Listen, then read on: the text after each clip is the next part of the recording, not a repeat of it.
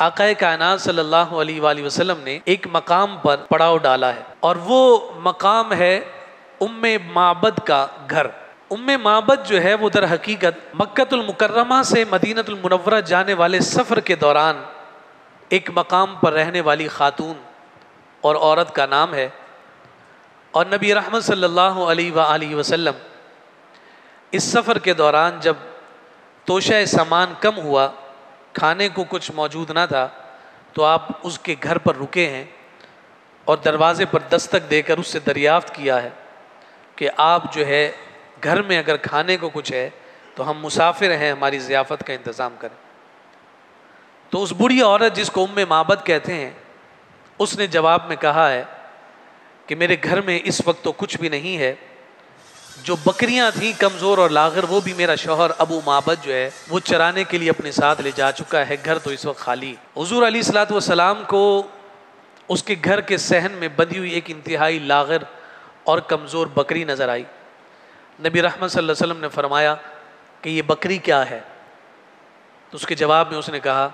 کہ یہ اس لیے یہاں کھڑی ہے کہ یہ اتنی لاغر ہے کہ یہ دیگر بکریوں کے ساتھ چل بھی نہیں سکتی ہے، اس لیے میرا شوہر اسے یہیں چھوڑ گیا ہے کہ میں اسے سنبھالوں یا دیگر بکریوں کو، یہ اب ہمارے کسی کام کی نہیں رہی، دودھ تو دور کی بات ہے، یہ تو چلنے سے بھی قاصر ہے۔ اب نبی رحمت صلی اللہ علیہ وسلم نے فرمایا کہ اگر تم اجازت دو تو کیا میں اس بکری سے دودھ دو لوں؟ پیارے مصطفیٰ کریم صلی اللہ علیہ وآلہ وسلم کو جب اس بڑھیا نے اجازت دی، اگر آپ کو نظر آتا ہے کہ آپ اس کے تھنوں سے دودھ لے سکتے ہیں،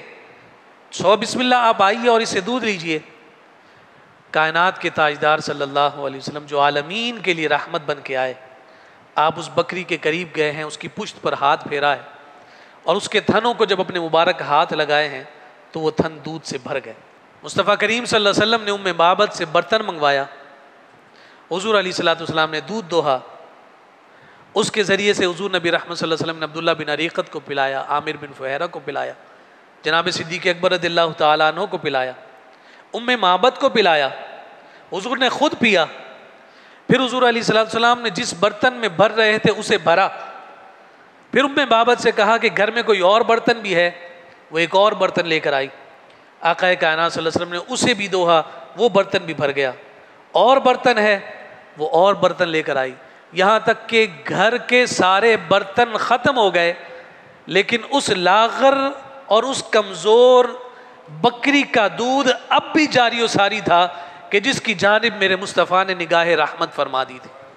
جس کی پشت کو مصطفیٰ کے مبارک ہاتھوں کا لمس نصیب ہو گیا، گویا ایسے ہی لگتا تھا کہ اس کے تھنوں کا تعلق براہ راست حوض کوثر کے ساتھ جڑ گیا ہے، اب کوئی انقطاع ہوتا ہی نہیں ہے، وہ اسی طرح سے دودھ جاری و ساری ہے۔ یہاں تاریخ نگاروں نے اس بات کو ذکر کیا ہے کہ حضرت سیدنا عمر فاروق رضی اللہ تعالی عنہ کے دور میں قحط سالی پیدا ہوئی تھی، اور یہ لاغر کہ جس کی زندگی انہیں 2 دن اور 4 دن نظر آتی تھی، یہ لاغر بکری جناب عمر فاروق کے دور تک زندہ رہی، اور جب ہر طرف قحط سالی تھی ان دنوں میں بھی ام معبد کے گھر میں خوشحالی تھی، کیونکہ سارے جانوروں کے دودھ اور ان کے تھن خشک ہو گئے تھے، لیکن جن تھنوں کو میرے مصطفیٰ نے تر کیا تھا پورا قبیلہ اس بکری کے دودھ سے فیضیاب ہوتا رہا۔ اتنے عرصے تک یہ ام معبد کی بکری جو ہے وہ زندہ بھی رہی اور حضور علیہ الصلوۃ والسلام کی برکتوں کی خوبصورت عکس بھی پیش کرتی رہی۔ اب جب آقا کائنات صلی اللہ علیہ وسلم اس دودھ کو پینے کے بعد اپنے اصحاب کو ساتھیوں کو پلانے کے بعد آگے سفر پر روانہ ہوئے، تو ابو معبد جو ام معبد کے شوہر ہیں وہ گھر آئے، تو انہوں نے کیفیات تبدیل دیکھی۔ ظاہر سی بات ہے کہ جس گھر میں کھانے کے لالے پڑے ہوں اس میں سارے برتن دودھ سے بھرے ہوئے نظر آئیں، تو انہوں نے پوچھنا ہی ہے کہ یہ کیا ماجرا ہے، یہ اتنا سارا دودھ کہاں سے آ گیا؟ تو اس نے جب اپنی لاغر اور کمزور بکری کی جانب اشارہ کہا کہ یہ اس کا دودھ ہے، تو اس نے کہا مجھ سے مذاق کیوں کرتی ہو، اس میں کہاں سے دودھ آ گیا اور اتنا دودھ کہ پورے گھر کے برتن بھرے پڑے ہیں؟ تو اس نے پھر اصل حقیقت کھولی اور کہا کہ اسی طرح سے ایک خوبصورت وجاہت والے نوجوان آئے تھے، ان کے ساتھ یوں افراد تھے، وہ میرے گھر میں آئے، انہوں نے مجھ سے اجازت چاہی اور یہ سارا فیضان اسی عظیم ہستی کا ہے۔ اب جب انہوں نے یہ سنا تو اس نے دریافت کیا کہ اتنی برکت والا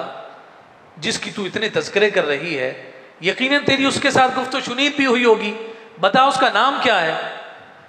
اب وہ ام معبد تو صرف حضور کے جلووں میں ہی مگن تھی، وہ تو اسی حیرت اور استعجاب میں مبتلا تھی کہ میرے گھر میں یہ معاملہ ہو کیسے گیا ہے، وہ تو نام ہی نہ پوچھ سکی تھی۔ تو اس نے فرضی نام بنایا تھا، جسے سیرت نگاروں نے لکھا کہ وہ کہتی ہے اپنے شوہر سے کہ اس کا نام مبارک تھا، یعنی حضور کا نام اس نے مبارک بیان کر دیا۔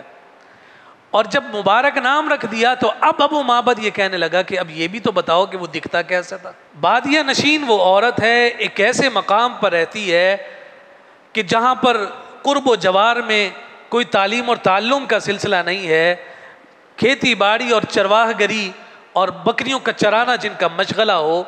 جن کی مصروفیات اس سے بڑھ کر کچھ اور نہ ہو، لیکن اس نے جو حضور علیہ الصلوۃ والسلام کے حسن کا قصیدہ بیان کیا ہے، آج تک سیرت نگاروں نے اس بات پر اپنا زور دیا ہے کہ یہ حلیہ وہ بھی نہیں بیان کر سکے جو صبح و شام مصطفیٰ کو دیکھتے تھے۔ یہ اس عورت کی فصاحت کا عالم تھا کہ وہ پورا قصیدہ آج بھی محفوظ و مامون ہے۔ میں اس کے کلمات آپ کے سامنے رکھنا چاہتا ہوں اور اس کی برکت حاصل کیجیے۔ فرمایا کہ جب پوچھا کہ وہ دکھتے کیسے تھے، فقالت ام معبد کہنے لگی، رأیت رجلا ظاہر الوداع، میں نے ایک ایسا مرد دیکھا جس کا حسن نمایاں تھا، حسن الخلق ملیح الوجہ، جس کی ساخت بڑی خوبصورت تھی اور چہرہ ملیح تھا، یعنی اس چہرے میں نمکین حسن تھا، لم تعبہ سجلا ولم تزر بہ صعلا، کہا نہ ان کے بڑھا ہوا پیٹ تھا کہ وہ اسے معیوب بنائے، اور نہ گردن بہت پتلی تھی، اور نہ ہی سر چھوٹا تھا کہ جو لوگوں کو دکھنے میں معیوب لگے۔ قسیم وسیم، بڑا حسین، بڑا خوبرو، فی عینیہ دعج وفی اشفارہ وطف، کہتے ہیں کہ اس کی جو آنکھیں تھیں وہ بڑی بڑی اور سیاہ تھیں، اور اس کی جو پلکیں تھیں وہ پلکیں لمبی لمبی تھیں، وفی صوتہ سحل، اور اس کی آواز گونجدار تھی، احول اکحل، سیاہ چشم تھا، سرمگی آنکھیں تھیں، ازج اقرن، دونوں ابرو باریک اور ملے ہوئے تھے، فی عنقہ سطع،